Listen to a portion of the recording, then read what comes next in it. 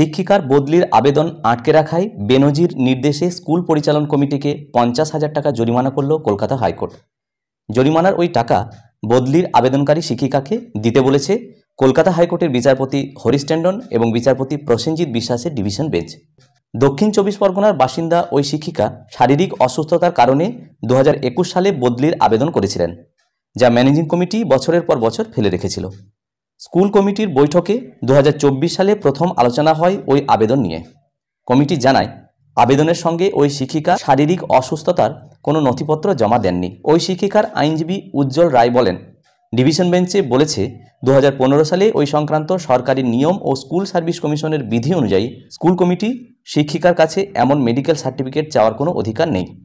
শিক্ষক শিক্ষিকাদের শারীরিক অসুস্থতাজনিত বদলির আবেদন পরিচালন কমিটি চিকিৎসককে দিয়ে পরীক্ষা করাতে পারে। এমনকি জেলা বিদ্যালয় পরিদর্শক অর্থাৎ ডিআই মাধ্যমিক ওনাকে ভেরিফিকেশন করার সুযোগও রয়েছে, কিন্তু সেই ডকুমেন্টস চাওয়ার সুযোগ নেই। আদালত জানিয়েছে, যদি কোনো শিক্ষক বা শিক্ষাকর্মী অসুস্থতার কারণে বদলির আবেদন করেন, তাহলে অসুস্থতার বিষয়টি খতিয়ে দেখতে হবে, সেই অনুযায়ী ব্যবস্থা নিতে হবে। আদালত জানিয়েছে, মানবিক আবেদন বছরের পর বছর ফেলে রাখা অত্যন্ত অসংবেদনশীলতার পরিচয় এবং অমানবিক আচরণ।